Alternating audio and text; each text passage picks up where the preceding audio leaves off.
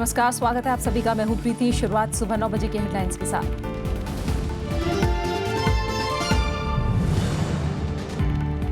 कांग्रेस की केंद्र के खिलाफ आज लोकतंत्र बचाओ रैली, जंतर मंतर से शुरू होकर संसद भवन तक मार्च। सोनिया, राहुल समेत कई आला नेता लेंगे हिस्सा।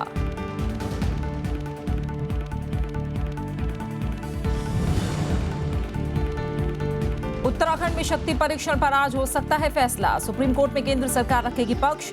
कांग्रेस की हरीश रावत से जुड़े स्टिंग की न्यायिक जांच की मांग।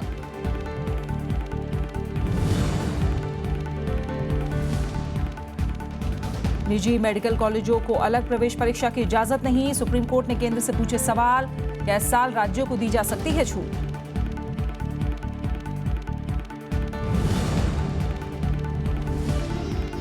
अच्छा प्रदर्शन नहीं करने पर राजस्व विभाग के 33 अधिकारियों पर कार्रवाई। समय से पहले सेवानिवृत्ति का आदेश। 2 साल में वित्त मंत्रालय के 72 अधिकारी बर्खास्त।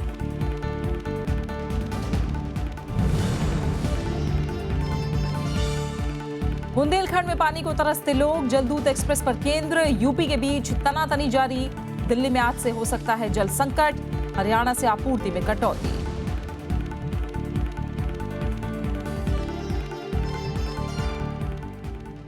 कांग्रेस आज कांग्रेस शासित राज्यों को अस्थिर करने और अगस्ता वेस्टलैंड के मुद्दे पर केंद्र सरकार के खिलाफ प्रदर्शन करने जा रही है। कांग्रेस की लोकतंत्र बचाओ रैली जंतर मंतर से शुरू होगी, जिसके बाद सभी संसद भवन की तरफ मार्च करेंगे। इसमें कांग्रेस अध्यक्ष सोनिया गांधी, उपाध्यक्ष राहुल गांधी, पूर्व प्रधानमंत्री मनमोहन सिंह समेत तमाम बड़े नेता शामिल होंगे। साथ ही इसमें पार्टी के लोकसभा और राज्यसभा के सांसद भी मौजूद रहेंगे। कांग्रेस का आरोप है कि केंद्र सरकार बदले की भावना से काम कर रही है। कांग्रेस प्रवक्ता जयराम रमेश ने कहा कि अरुणाचल प्रदेश, उत्तराखंड में जिस तरह से चुनी हुई सरकार को गिराया गया, ये रैली उसके खिलाफ है। उन्होंने कहा कि विश्वविद्यालयों में छात्रों की आवाज दबाई जा रही है और संसद में लोकतंत्र की मर्यादाओं को तोड़ा जा रहा है। Uttarakhand, Himachal Pradesh, those are one set of issues. Attacks on students in JNU, Central University in Hyderabad, Allahabad Central University, एक मुख्यधारा की पार्टी के नेतृत्व को फंसाने की साजिश रची जा रही है। मिसाल है लोकतंत्र बचाव के लिए, और ये भी जरूर रैली में शामिल होगा। और उत्तराखंड में शक्ति परीक्षण पर आज फैसला हो सकता है। केंद्र सरकार इस मसले पर आज सुप्रीम कोर्ट में अपना पक्ष रखेगी। शीर्ष अदालत ने इस मसले पर केंद्र सरकार को सभी संभावनाओं पर विचार करने को कहा था। उधर उत्तराखंड के पूर्व मुख्यमंत्री हरीश रावत को सीबीआई ने स्टिंग मामले की जांच के सिलसिले में समन जारी किया है। सोमवार को इस मामले में उनसे पूछताछ की जाएगी। 26 मार्च को मीडिया में एक स्टिंग आया था, जिसमें हरीश रावत अपनी सरकार बचाने के लिए सौदेबाजी करते दिखाए गए थे। लेकिन हरीश रावत ने सीडी की वैधता पर सवाल उठाते हुए अपने ऊपर लगे आरोपों को खारिज कर दिया था। कांग्रेस ने इसे राजनीति से प्रेरित कदम बताते हुए कहा कि उसे सीबीआई जांच पर भरोसा नहीं है। कांग्रेस ने इस मामले की न्यायिक जांच की मांग की है। हर तरीके की लॉफुल उसके लिए कोऑपरेट करेंगे, लेकिन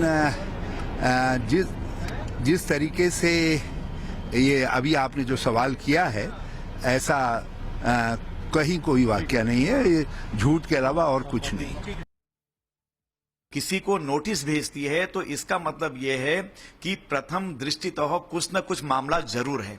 इसीलिए संभवतः ये सीडी की वजह से बुलाया होगा, क्योंकि हॉर्स ट्रेडिंग उसमें की गई है। सुप्रीम कोर्ट ने साफ किया है कि एमबीबीएस और बीडीएस कोर्स में दाखिले के लिए निजी मेडिकल कॉलेजों को अपनी परीक्षाएं लेने की इजाजत कतई नहीं दी जा सकती।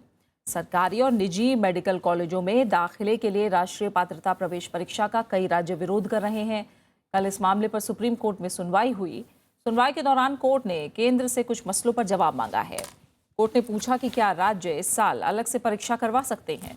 इस पर सॉलिसिटर जनरल ने शुक्रवार को सरकार से बात करके सुप्रीम कोर्ट को बताने की बात कही। सुप्रीम कोर्ट ने पूछा है कि क्या 24 जुलाई को होने वाले NEET टेस्ट में सभी छात्र हिस्सा ले सकते हैं। इनमें वो भी छात्र शामिल हो सकते हैं जो 1 मई को हुई परीक्षा में शामिल हुए थे। इस पर सॉलिसिटर जनरल ने कहा कि इससे छात्रों की संख्या काफी बढ़ जाएगी और इसकी इजाजत देना मुश्किल है। मेडिकल में दाखिले के लिए एक प्रवेश परीक्षा का गुजरात, जम्मू कश्मीर, आंध्र प्रदेश, महाराष्ट्र जैसे राज्य विरोध कर रहे हैं।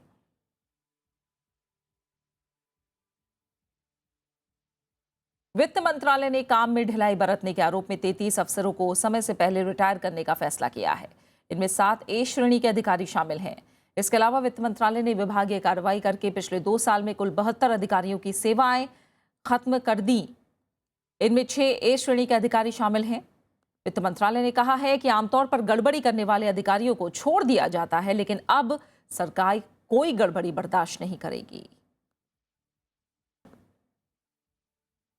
सीबीआई के अनुरोध के बाद अब विदेश मंत्रालय ने अगस्ता वेस्टलैंड हेलीकॉप्टर सौदे में रिश्वत का पता लगाने में तेजी लाने के लिए भारतीय दूतावासों को चिट्ठी लिखी है।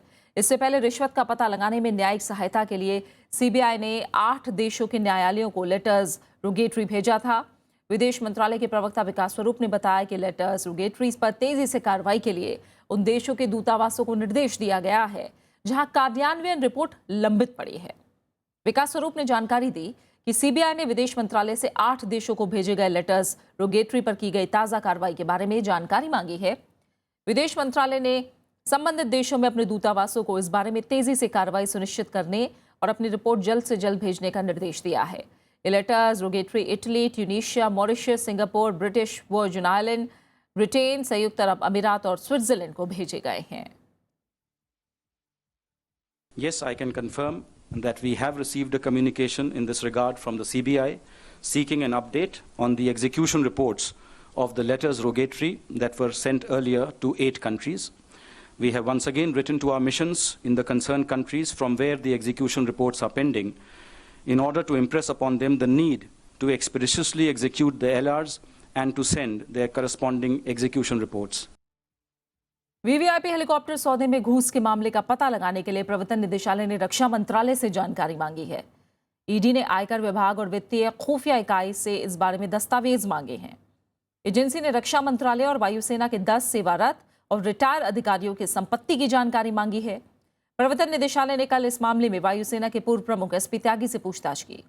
सीबीआई इस मामले में एसपी त्यागी से लगातार 3 दिन तक पूछताछ कर चुकी थी।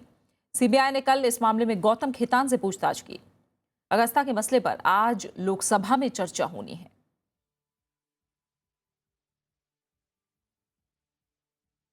चारा घोटाला मामले में पटना हाईकोर्ट ने पूर्व मुख्यमंत्री लालू प्रसाद यादव और जगन्नाथ मिश्रा समेत 31 आरोपियों को की आज अदालत में पेशी होगी। अदालत ने सभी आरोपियों को हाजिर होने के लिए कहा है। अदालत 1984 से 1996 के बीच भागलपुर के बैंक से पशुपालन विभाग द्वारा 46 लाख रुपए निकाले जाने से जुड़े मामले पर सुनवाई कर रही है। इस मामले में सीबीआई ने अप्रैल 2003 में 44 लोगों के खिलाफ चार्जशीट दाखिल की थी। चारा घोटाला मामले में आरजेडी प्रमुख लालू प्रसाद यादव और पूर्व मुख्यमंत्री जगन्नाथ मिश्रा जमानत पर छूटे हुए हैं। केंद्र ने दिल्ली एनसीआर में डीजल टैक्सी बंद किए जाने के फैसले पर सुप्रीम कोर्ट को बताया कि इससे देश को $1.2 बिलियन यानी करीब 8,000 करोड़ रुपए का नुकसान होगा। सॉलिसिटर जनरल रंजीत कुमार ने अदालत में कहा कि फैसले की वजह से बीपीओ, कॉल सेंटर जैसी कई कंपनियों के कामकाज पर असर पड़ रहा है और अगर हालात ऐसे ही रहे तो ये कंपनियां देश छोड़कर जा सकती हैं, जिसकी वजह से देश की आमदनी पर खासा असर पड़ेगा। वहीं इस मामले में सुप्रीम कोर्ट ने पर्यावरण प्रदूषण नियंत्रण प्राधिकरण को सोमवार तक रोड मैप पेश करने के लिए कहा है। प्राधिकरण डीजल टैक्सियों को 5 साल में सड़कों से हटाने की योजना पर काम कर रहा है। इस मामले में राज्य सरकार के बाद केंद्र सरकार ने भी सुप्रीम कोर्ट का दरवाजा खटखटाया था। मामले की अगली सुनवाई 9 मई को होगी। आखिरी दौर के मतदान के साथ ही पश्चिम बंगाल में मतदान की प्रक्रिया पूरी हो गई है। आखिरी दौर में पूर्वी मिदनापुर और कूच बिहार की 25 सीटों पर 84% से ज्यादा वोटिंग हुई। सीमा समझौते के बाद बांग्लादेश से आकर भारतीय नागरिक बने करीब 10,000 लोगों ने भी पहली बार वोट डाला। गुरुवार को कूच बिहार और पूर्वी मेदिनीपुर की 25 सीट पर वोटिंग के साथ राज्य में मतदान प्रक्रिया मुकम्मल हो गई। छठे और आखिरी दौर के लिए 84% से ज्यादा वोटिंग दर्ज की गई। बड़े बूढ़ों के साथ नौजवानों और महिलाओं ने बड़ी संख्या में अपने मताधिकार का इस्तेमाल किया। कूच बिहार के दिनहटा सीट पर 103 साल के असगर अली भी वोट डालने आए। भारत बांग्लादेश सीमा समझौते के बाद असगर अली उन 10,000 मतदाताओं में से एक हैं जो पहली बार भारत में मतदान कर रहे हैं। In 41 number of polling stations, about 9,400 number of voters who became the citizen of India first time last year in August had become the voters also. It was a very historic moment, and I would like to share with you that one gentleman by name Asghar Ali, he is 103-year-old. He voted in one of the polling station in Chitta Mahal Assembly constituency. इस दौर में 18 महिलाओं समेत कुल 170 उम्मीदवारों की किस्मत दांव पर है। पिछले दौर की हिंसा को देखते हुए चुनाव आयोग ने इस बार सुरक्षा के तगड़े इंतजाम किए। चुनाव आयोग ने मतदाताओं की सुविधा के लिए 6,774 मतदान केंद्र बनाए, जबकि इन केंद्रों पर 7,790 ईवीएम लगाई गईं। पंचानन मिश्रा के साथ ब्यूरो रिपोर्ट, राज्यसभा टीवी। सरकार ने सोने के आभूषणों पर 1% उत्पाद शुल्क लगाने के प्रस्ताव को वापस लेने से इनकार कर दिया है। लोकसभा में वित्त विधेयक की चर्चा के जवाब में वित्त मंत्री अरुण जेटली ने कहा कि ज्वेलर्स और कई दलों के सांसदों की मांगों के मद्देनजर सरकार ने लाहिड़ी समिति गठित की है। वित्त मंत्री ने साफ कहा कि इस समिति के सुझाव पर विचार किया जाएगा। वित्त मंत्री अरुण जेटली ने गुरुवार को लोकसभा में एक बार फिर दोहराया कि सरकार सोने के आभूषणों पर लगाई गई एक्साइज ड्यूटी को वापस नहीं लेगी। वित्त विधेयक 2016 के चर्चा के जवाब में वित्त मंत्री ने कहा कि आभूषण निर्माताओं को कर देना ही होगा। हालांकि सरकार ये सुनिश्चित करेगी कि कोई कारोबारियों को परेशान ना करे। टैक्सेशन तो देना पड़ेगा, लेकिन हैरेसमेंट हो किसी का उस बहाने, इसको हम स्वीकार नहीं करेंगे। इसको और सरल करने के लिए हम लोगों ने एक डॉक्टर अशोक लहरी, जो चीफ इकोनॉमिक एडवाइजर से पहले सरकार के, उनकी अध्यक्षता में एक कमेटी बनाई है। ट्रेड रिप्रेजेंटेटिव्स भी हैं। वित्त मंत्री ने बैंकों के बढ़ते एनपीए पर भी चिंता जाहिर की। उन्होंने कहा कि जो लोन गलत तरीके से दिए गए उनकी अलग से जांच होगी। उन्होंने दावा किया कि सरकार बैंकों की स्थिति सुधारने के लिए कदम उठा रही है। एनपीएस की स्थिति एक चिंता का विषय निश्चित रूप से है, और सरकार का ये दृढ़ संकल्प है कि बैंकों को इस परिस्थिति में से बाहर निकालना है, और उसके लिए ये सरकार पूर्ण रूप से बैंकों का समर्थन करेगी। वित्त मंत्री ने सदन को भरोसा दिलाया कि पनामा पेपर्स मामले में जिन लोगों के नाम सामने आए हैं उनके खिलाफ सरकार उचित कार्रवाई करेगी। वित्त मंत्री के जवाब के बाद वित्त विधेयक 2016 लोकसभा से पारित हो गया। प्रणव गोस्वामी, राज्यसभा टीवी। झारखंड के खूंटी जिले में उग्रवादियों से मुठभेड़ के बाद पुलिस ने एक सरगना समेत 5 माओवादियों को गिरफ्तार कर लिया। कादल जंगल में माओवादियों की मौजूदगी की सूचना मिलने पर जब पुलिस टीम वहां पहुंची तो माओवादियों ने गोलीबारी शुरू कर दी, लेकिन कुछ ही देर बाद माओवादियों ने हथियार डाल दिए। उनके पास से एक मोटरसाइकिल और 8 मोबाइल फोन समेत हथियार और गोला बारूद भी बरामद किया गया है। हत्या, लूट और जबरन वसूली के कई मामलों में इन सभी की तलाश की जा रही थी। और खबरें जारी हैं, हम लौट रहे हैं एक छोटे से ब्रेक के बाद।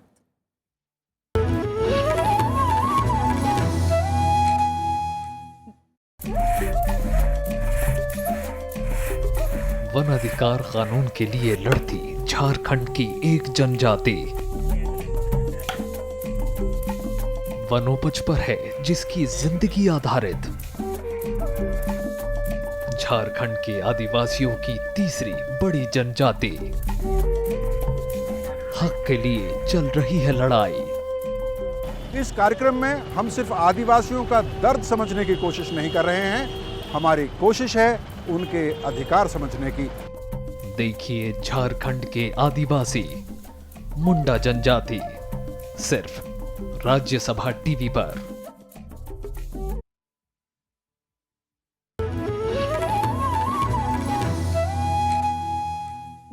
बारिश और धूल भरी आंधी से उज्जैन में सिंहस्थ कुंभ मेले में 7 लोगों की मौत हो गई और 100 से ज्यादा लोग जख्मी हुए हैं। मेला क्षेत्र में कई पंडाल उखड़ गए। राष्ट्रीय आपदा प्रबंधन दल प्रशासन की मदद के लिए मेला क्षेत्र में पहुंच गया है। प्रधानमंत्री ने कुंभ मेले में मारे गए लोगों के प्रति दुख जाहिर किया है। मुख्यमंत्री शिवराज सिंह चौहान ने कल घटनास्थल का दौरा करके हालात का जायजा लिया। स्नान की और ठहरने की व्यवस्था को भी ठीक से बनाने का काम करेंगे। बिजली की कोई समस्या नहीं है, रात में सब व्यवस्थाएं सुचारू चलने लगी थी, बहाल हो गई थी। और अब इतना है कि जो टेंट गिरे हुए हैं उन टेंटों को फिर से खड़ा करने का काम करना, तो उसमें सरकार पूरी जिनके भी संतों के टेंट थे, बाकी संस्थाओं ने जो टेंट लगाए उनको खड़ा करने में भरपूर मदद करेंगे। और अब खबर सूखे, जल संकट, गर्मी और बारिश की।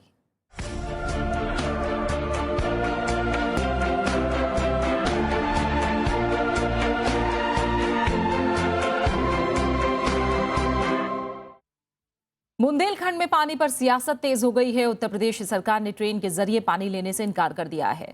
इसके बदले मुख्यमंत्री अखिलेश यादव ने केंद्र सरकार से 10,000 टैंकर देने की मांग की है।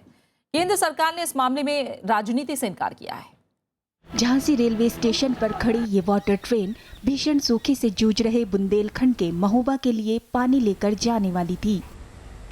लोगों को खबर मिली कि ट्रेन से पानी आ रहा है तो उनके मुरझाए चेहरे खिल उठे। हमारे यहाँ पानी की इतनी किल्लत है, सूखे से पीड़ित है आदमी बुंदेलखंड में, इसलिए अगर ये चीज हो रही है तो बहुत अच्छा है। हम लोग प्यासों के मारे, यहाँ के सारे नागरिक जो है महोबा के, वो प्यासों के मारे बूंद बूंद के लिए तरस रहे हैं। और अगर ऐसे में जो है सरकार पानी की ट्रेन पहुँचाती है तो हम लोग के लिए ये जीवन दान होगा। लेकिन केंद्र और राज्य के बीच की सियासत में वाटर ट्रेन के पहिए फंस गए हैं। पानी की अभी वहाँ कोई कमी नहीं है, हम लोगों ने पहले ही से व्यवस्था कर दी है। अगर वो ट्रेन में भेजते हैं तो उसकी रखने की भी तो जगह हो पानी। किसी भी तरह की राजनीति हम नहीं करना चाहते। हम जो भी राज्य सरकार को मदद हम कर सकते हैं हम करेंगे, और हमारी ये हमें कोशिश हमेशा रहेगी कि लोगों को राहत मिलनी चाहिए। उत्तर प्रदेश की सरकार से ये आग्रह करूंगी कि इसमें घमंड मत करिए, या तो लोगों को पीने का पानी दीजिए, अन्यथा जो केंद्र सरकार ने भेजा है उस व्यवस्था का स्वागत करिए। बीएसपी का कहना है कि समाजवादी पार्टी की सरकार की जिम्मेदारी है कि बुंदेलखंड में पानी की व्यवस्था करे। प्रदेश सरकार ने यदि उसको इनकार किया है तो उनकी फिर ये नैतिक जिम्मेवारी बनती है कि बुंदेलखंड के लोगों को पानी की व्यवस्था करें। बुंदेलखंड में पानी को लेकर सियासत चल रही है। यहाँ के महोबा के हालात इतने खराब हैं कि लोगों को पानी के लिए रोज जद्दोजहद करनी पड़ रही है।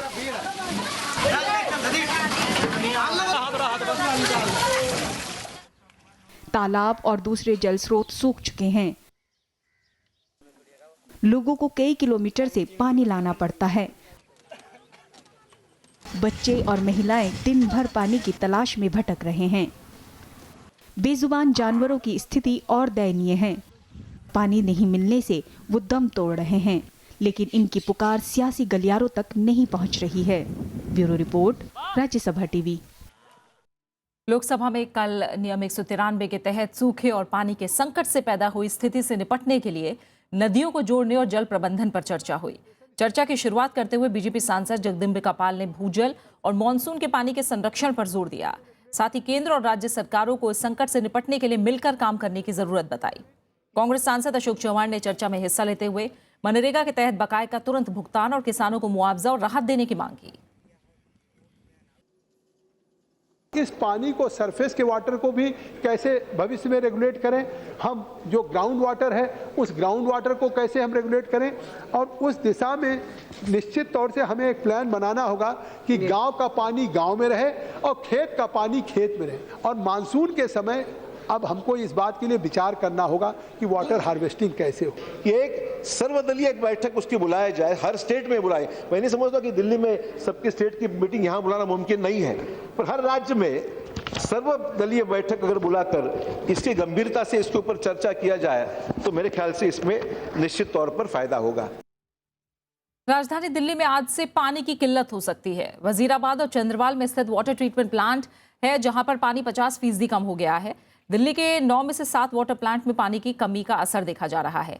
इसके पीछे की मुख्य वजह है हरियाणा से पानी की कम आपूर्ति। दिल्ली जल बोर्ड ने इस सिलसिले में हरियाणा सरकार से बातचीत करने का फैसला किया है। दिल्ली को 1250 MGD पानी की रोज जरूरत होती है, जबकि दिल्ली के पास पानी सिर्फ 950 MGD ही रहता है। अब हरियाणा से पानी कम आने की वजह से ये समस्या और गंभीर हो सकती है। देश के कई हिस्सों में गुरुवार को आई तेज आंधी और बारिश ने जनजीवन अस्त व्यस्त कर दिया है। हालांकि बारिश से लोगों को राहत मिली, लेकिन आंधी से कई जगह जानमाल के नुकसान की खबरें हैं। हालांकि देश के कई हिस्सों में लोगों को अभी भी बारिश का इंतजार है। दक्षिण भारत के कई राज्यों में पानी की किल्लत बनी हुई है और लोग इसके खिलाफ सड़कों पर उतर आए हैं। गुरुवार को आई तेज आंधी ने पंजाब, हरियाणा, उत्तर प्रदेश, बिहार और मध्य प्रदेश के कई इलाकों में जनजीवन अस्त व्यस्त कर दिया। बिहार में तूफानी हवाओं के साथ आई तेज बारिश ने 9 लोगों की जान ले ली। मध्य प्रदेश के बीना में दीवार गिरने से 2 लोग मारे गए, जबकि 13 घायल हो गए। जगह जगह पेड़ गिरने और बिजली के खंभे टूटने से बिजली व्यवस्था चरमरा गई। फसलों को भी भारी नुकसान की खबर है। अचानक बारिश आई है, खड़ी फसल पे ये दाना काला हो जाएगा, बहुत नुकसान हो गया। हालांकि बारिश से लोगों को राहत भी मिली। बारिश से तापमान में कमी आई और मौसम खुशगवार हो गया। मौसम बहुत रिलैक्स है, बहुत अच्छा हो गया। आज सुबह से बहुत अच्छा लग रहा है। मॉर्निंग वॉक पे भी अगर हम देखें तो बारिश हो रही है तो काफ़ी सुकून है लोगों को। यहाँ पर मॉर्निंग वॉक पे जो आ रखे हैं वो भी बहुत अच्छा फील कर रहे हैं। लेकिन अभी भी देश के कई हिस्सों में गर्मी का कहर जारी है। ओडिशा में गुरुवार को कम से कम 12 शहरों में तापमान 40 डिग्री से ऊपर रहा। दक्षिण भारत के कई राज्यों में लोग पानी की किल्लत से जूझ रहे हैं। पानी के लिए मारामारी मची है और जगह जगह परेशान लोग सड़कों पर उतर आए हैं। डीसी सब ऐसी बातें करते, चार बातें बोलते, तुमको सब तरह से अच्छा करते बोलते और उधर निकल जाते। हमको बोलते भी नहीं, हमारी तरफ देखते भी नहीं। सब लास्ट हम लोग फांसी लेके मर जाएंगे। हमको कुछ नहीं चाहिए, पानी चाहिए, रहने के लिए मकान चाहिए सब। मौसम विभाग ने कहा है कि लोगों को गर्मी से जल्द कोई राहत मिलने की उम्मीद नहीं है। अभी जो कि कम होने की संभावना नहीं है, नियर 1 वीक। और बीच बीच में लोकल एक्टिविटीज़ की वजह से कुछ क्लाउड आ रहे हैं, जिसकी वजह से थोड़ा थोड़ा लोगों को राहत मिल सकती है बादलों की वजह से। और आफ्टर 1 वीक और 1.5 वीक कुछ प्री मानसून की वजह से थोड़े बहुत चांसेस हैं कि वो लोग बारिश की संभावना बन सकती है। इस बीच विश्व बैंक ने आगाह किया है कि भारत में पानी की कमी का असर विकास दर और कानून व्यवस्था पर पड़ सकता है। विश्व बैंक के मुताबिक मौसम में बदलाव के चलते लोगों को पलायन के लिए मजबूर होना पड़ रहा है। Bureau report, Rajya Sabha TV.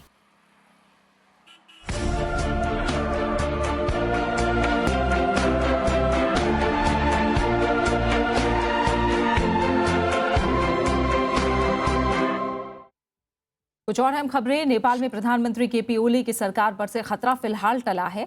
गुरुवार को माओवादी नेता पुष्प कुमार दहल ने केपी ओली की सरकार से समर्थन वापस न लेने का फैसला किया।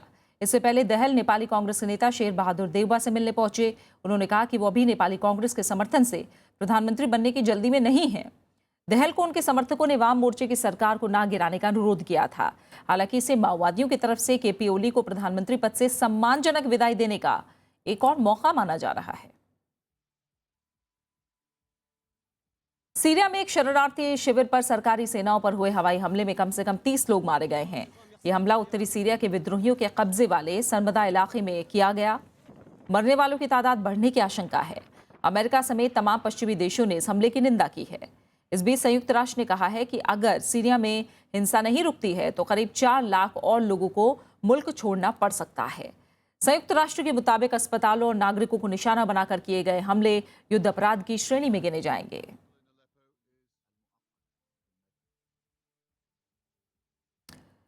कनाडा में आग की खबर है और इसे बुझाने में तमाम लोग लगे हुए हैं। अल्बर्टा प्रांत में जंगलों में भीषण आग लगी है, जिसे बुझाने की कोशिशें जारी हैं।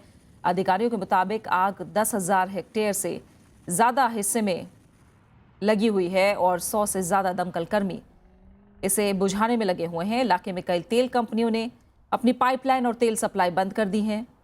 पोर्ट मैकमरे शहर के करीब 88,000 नागरिकों को घर छोड़कर सुरक्षित स्थानों पर पनाह लेनी पड़ी है। इस बीच प्रधानमंत्री जस्टिन ट्रूडेव ने कहा है कि लोगों तक मदद पहुंचाई जा रही है और वायुसेना को अपने विमान तैयार करने को कहा गया है। प्रधानमंत्री ने कहा कि जरूरत पड़ने पर आग बुझाने के लिए सैन्य विमानों को लगाया जाएगा। The RCAF is ready to provide support to the province of Alberta in the provision of air assets to assist with evacuation efforts, deliver essential aid to affected regions, and transport firefighting personnel and equipment. और अब आखिर में headlines पर एक नजर। कांग्रेस की केंद्र के खिलाफ आज लोकतंत्र बचाओ रैली। जंतर मंतर से संसद भवन तक मार्च। सोनिया, राहुल समेत कई आला नेता लेंगे हिस्सा।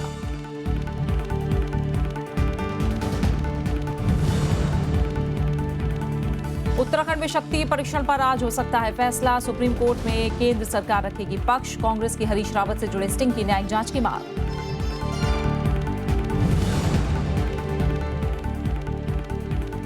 निजी मेडिकल कॉलेजों को अलग प्रवेश परीक्षा की इजाजत नहीं। सुप्रीम कोर्ट ने केंद्र से पूछे सवाल, क्या इस साल राज्यों को दी जा सकती है छूट।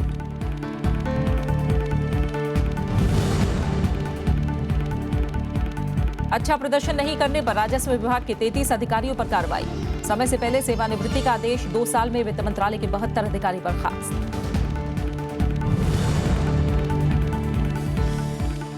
बुंदेलखंड में पानी को तरसते लोग, जलदूत एक्सप्रेस पर केंद्र यूपी के बीच तनातनी जारी। दिल्ली में आज से हो सकता है जल संकट, हरियाणा से आपूर्ति में कटौती।